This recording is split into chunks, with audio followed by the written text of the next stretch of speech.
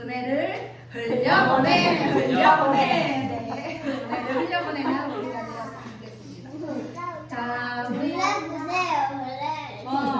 정말 반갑고 오랜만에 뵙고 또 처음 뵙고 또 귀한 분들이 오셨는데 진심으로 환영하고 축복합니다. 우리 너무 먼 길에서 오셨어요. 정말 피곤하실 텐데 네, 주님께서 주신 은혜와 평안이 가득하길 소망합니다. 네, 축복합니다. 오늘 말씀은 오늘이라는 제목으로 말씀을 나눌 거예요. 제가 저는 제목이 보통 긴데 오늘은 오늘이라는 두 글자를 써놓고 어떤 내용으로 말씀을 전해야 되나 고민하다가 인스타에 오늘이라고 쳐봤어요. 오늘 하면 뭐가 뜰까 했더니 이게 나오더라고요. 그래서 좀 해보려고 하는데 자, 나 네가 오늘 은혜 받았어 건가? 뭐지 이거? 자, 뭐야? 이거 맞아요? 자, 난 오늘 네가 은혜 받으면 좋겠어. 우리 다 같이 한번 해볼까요? 자, 난 오늘 네가 은혜 받으면 좋겠어. 이거까지 해야 되는 거예요? 네, 이렇게. 그래서 여기 포인트가 뭐예요? 오늘. 오늘 은혜 받는 시간이 되기를 소망합니다. 자, 우리 지우 다 같이 해볼까요? 두 번 할 건데 맨 처음엔 이거래요. 그리고 그 다음 이거래요. 자, 같이 해볼게요. 시작. 자, 난 오늘 네가 은혜 받으면 좋겠어. 자, 난 네가 오늘 은혜 받으면 좋겠어. 자, 오늘 이 자리에 모든 우리 모두 은혜의 시간 되길 소망합니다. 자,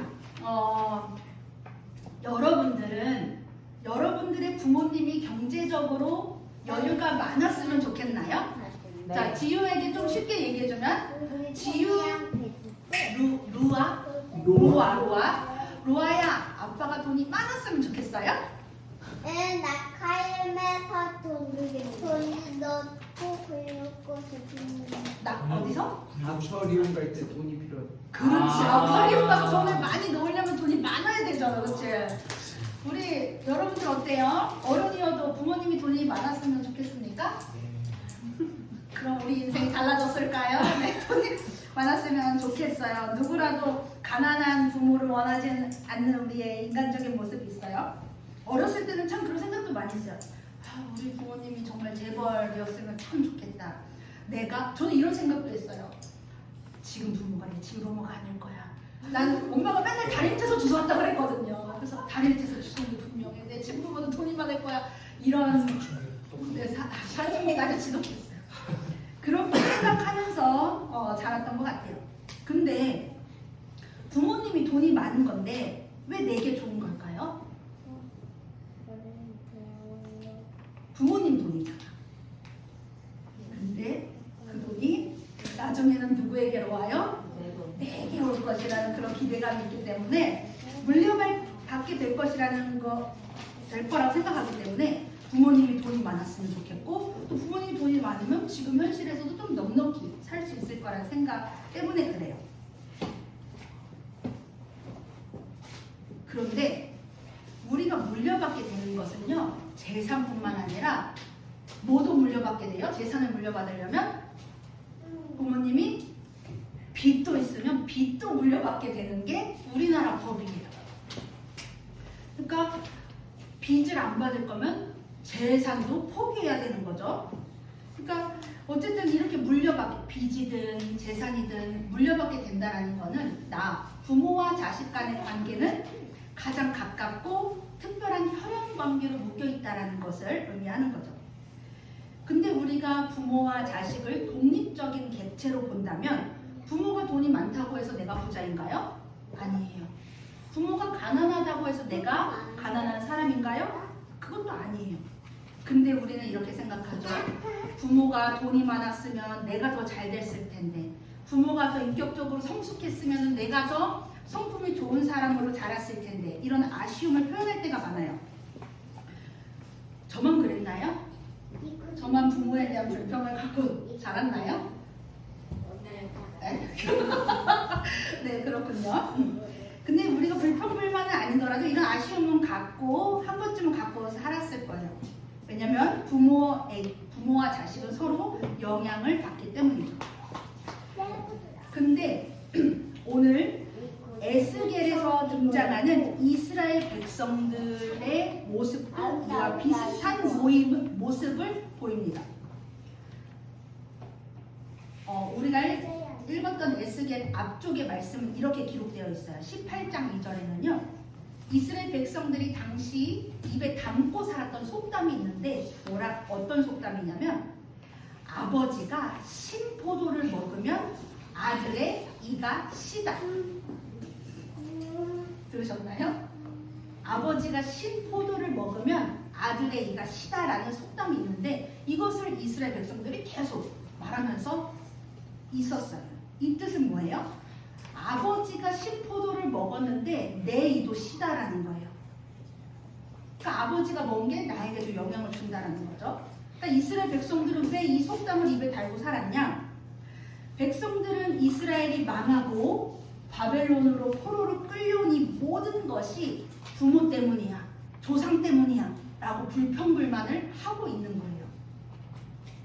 자신들이 겪고 있는 고통, 억압 이런 것들이 부모 때문에, 조상 때문에 우리가 이렇게 겪고 있는 거야 라고 하면서 하나님께 원망을 쏟고 있는 것이에요. 그런데 이런 불평불만을 하고 있는 이스라엘 백성들에게 에스겔을 통해서 하나님은 이렇게 말씀을 하시죠. 모든 영혼은 나의 것이다. 아버지의 영혼이나 아들의 영혼이나 똑같이 나의 것이니 범죄하는 그 영혼이 죽을 것이다 라고 선포하고 있어요. 아버지든 아들이든 조상이든 모든 영혼은 나에게 똑같아.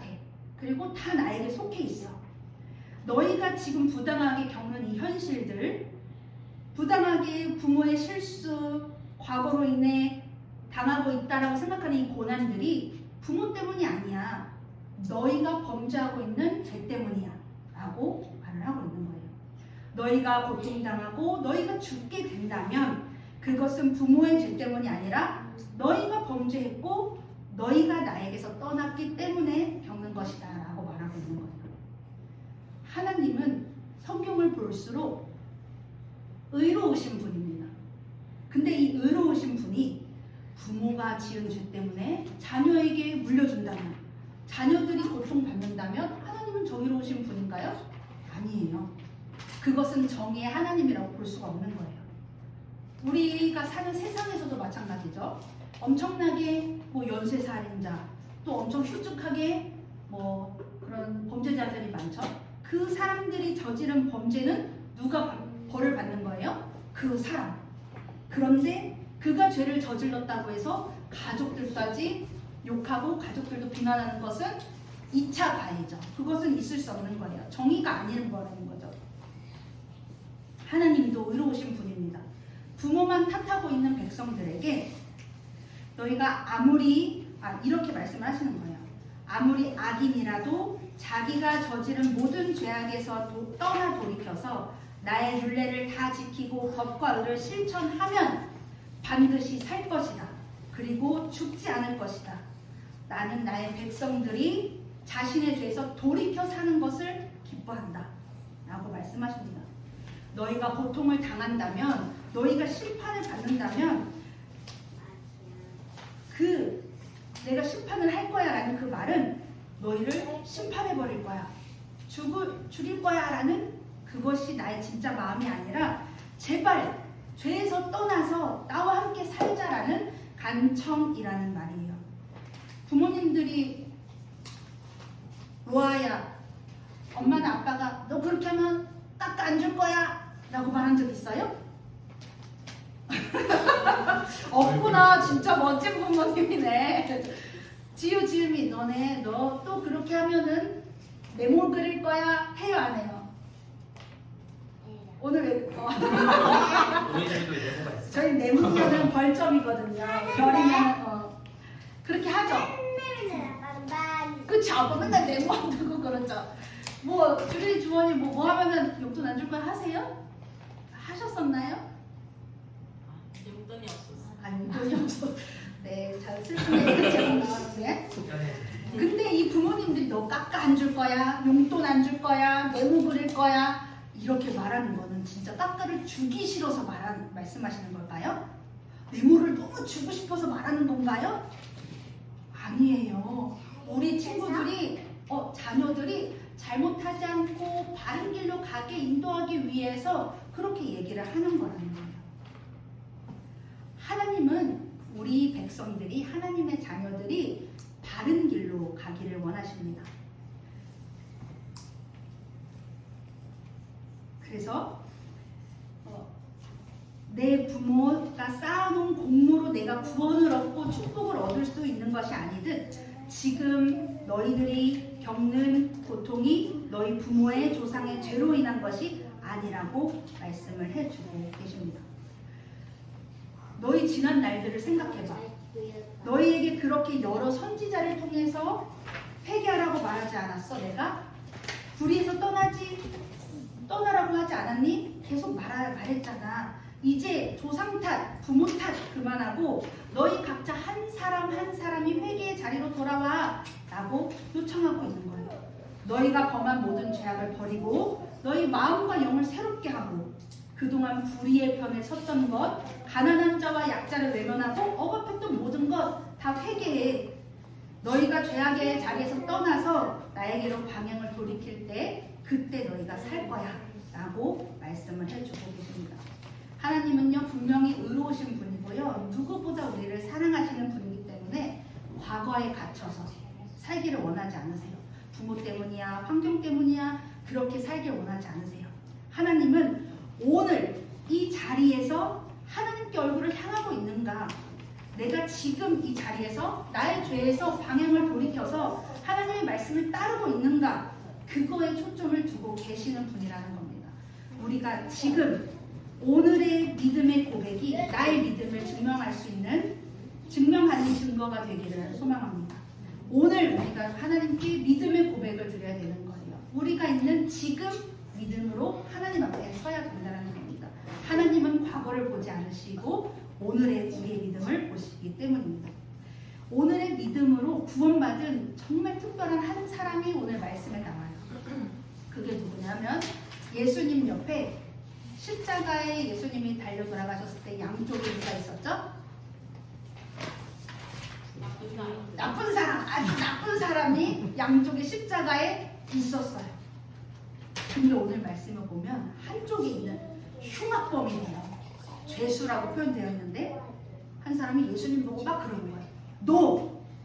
네가 구원자라며. 그러면은 지금 너랑 우리도 다 십자가에서 좀 구원해줘 라고 막 하는 거예요.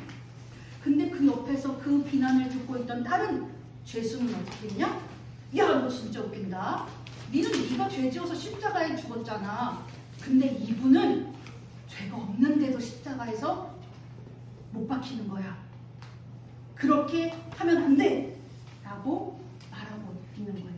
그리고 그 사람은 마지막에 예수님, 주님의 나라에 들어가실 때 저도 기억해 주세요 라고 고백합니다.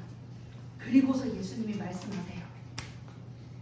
너는 오늘 나와 함께 낙원에 있을 것이다 라고 구원을 얻게 되는 은혜를 누리게 됩니다. 그런데 살펴보니까 이 말씀이요 마태복음에도 나오고 마가복음에도 나와요. 그런데 그 마태복음, 마가복음에는 이 양쪽에 있던 죄수가 둘 다 예수님을 비방하는 장면으로 나와요. 근데 누가복음에서만 한 죄수는 주님의 나라에 들어가실 때 저를 데리고 가세요 라고 기록되어 있는 거예요. 왜 그랬을까요? 똑같은 이야기인데 누가 뻥치는 걸까요? 누가 뻥치는 거야 이 거룩한 성경을. 왜 그러냐면 이 누가복음을 쓴 그 누가가 어떤 관점으로 성경을 썼는지가 나오는 거예요. 누가복음에만 유일하게 기록되어 있는 본문들이 있습니다. 그게 뭐냐면 예수님 앞에 그 옥합을 깨뜨려서 예수님의 발을 씻긴 여인의 장면, 그리고 삭개오 장면, 삭개오가 예수님을 만나는 장면, 그리고 돌아온 탕자의 비유는 사복음서에서 누가복음에만 기록되어 있는 말씀이에요. 이 말씀을 보면은 유대인들만 선민사상에 젖어 있던 그렇게 있었던 시대에 유대인들만 구원의 대상이 아니라 죄인, 이방인, 약자 모두를 구원하신다라는 하나님의 보편적인 구원을 담고 있는 거예요. 누가는 이러한 관점으로 누가복음을 썼습니다. 사람들이 손가락질을 하고 배척하는 이들에게도 하나님의 구원의 역사가 임한다는 거예요. 자격 없는 자들에게도 임하는 하나님의 은혜, 즉 우리에게도 베푸시는 그 은혜가 누가복음에는 기록되어 있는 거죠. 죄수도 마찬가지예요. 십자가형을 받았다는 건 정말 엄청난 큰 죄를 진 사람인데 그 흉악범도 마지막 저를 구원해 주십시오라는 그 믿음의 한마디로 어떻게 됐어요? 오늘 너희가 나와 낙원에 있을 것이다. 구원을 받았다는 거예요. 자격도 없고 흉악한 죄를 지은 자에게도 예수님과 함께 십자가에 못 박혀서 죄를 회개하면 예수 그리스도를 모신 사람이라면 누구에게나 구원의 은혜가 임한다라는 메시지를 담고 있는 거예요. 그리고 누가는 구원을 우리가 죽고 나서 먼 미래에 있는 일이라고 보지 않았어요. 지금의 믿음으로 일어나는 사건이라고 보고 있습니다. 우리는 죽으면 구원받을 거야. 그래서 이 생에서 잘하는 거야 라는 그런 생각을 많이 갖고 살잖아요. 그렇지 않다라는 거예요. 누가복음에서. 삭개오의 말씀에서도 오늘 너의 집에 구원이 이르렀다 라고 기록합니다. 오늘 말씀에서도 이렇게 되죠. 오늘 너가 나와 낙원에 있을 것이다 라고 말하는 거예요. 우리의 믿음은 오늘의 삶에서 증명된다는 겁니다. 구원은 믿음을 고백하는 어제예요? 오늘이에요? 오늘의 자리에서 일어난다는 거예요. 바울은 예수를 믿는 자들을 박해했었죠. 그런 사람들에게도 삭개오처럼 다른 사람의 재산을 다 탕진하고 괴롭혔던 그 강탈자도 아버지의 재산을 다 탕진하고 돌아온 어리석었던 탕자도 회개하고 주님 앞에 섰었던 그 오늘의 자리에서 구원이 임했다라는 겁니다. 우리가 살아가는 오늘의 삶의 자리에서 믿음을 증명하는 우리의 삶이 되기를 소망합니다. 오늘이라는 단어의 뜻을 찾아봤어요. 오늘은 뭐냐면 지금 당신이 보내고 있는 날이라는 뜻입니다. 저희 사순절 지금 회개를 계속 묵상하고 있어요. 죄를 묵상하면서 이제 계속 보내고 있는데 묵상할수록 주님 앞에 서기에는 우리는 부끄럽고 자격도 없지만 우리가 보내고 있는 그 시간, 그 자리에서 날마다 믿음으로 주님 안에 거하면서 우리를 구원하시는 주님의 은혜를 누리는 삶이 되기를 원합니다. 이제 말씀을 마무리할 건데요. 과거에 얽매여서 부모 탓, 환경 탓, 지난 것들에 얽매여서 살아가는 우리가 아니라 어제 고통도 오늘도 끌고 와서 계속 모든 짐과 힘듦을 짊어지고 살아가는 삶이 아니라 우리 이제 예수 그리스도와 함께 죄와 과거와 모든 짐들을 예수 그리스도의 십자가 앞에 못 박고 우리에게 자유함을 주시는 하나님의 은혜로 믿음 안에서 기쁨으로 살아가는 우리 모두의 삶이 되기를 소망합니다. 자, 말씀을 마무리하면서 시작했었을 때 했던 거 오늘 난 오늘 네가 은혜 받으면 좋겠어. 네, 오늘을 기억하시면서 살아가는 우리 삶이 되었으면 좋겠습니다. 기도하겠습니다.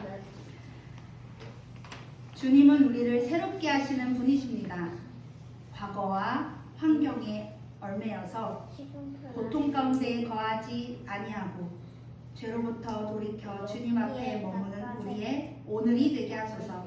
오늘 우리에게 주시는 말씀에 집중하며 오늘 부어주시는 은혜로 불안과 고통과 외로움 속에서 소망이신 주님 바라며 살게 하옵소서. 우리의 유일한 소망 되시는 우리 주 예수 그리스도 이름으로 기도드립니다. 아멘.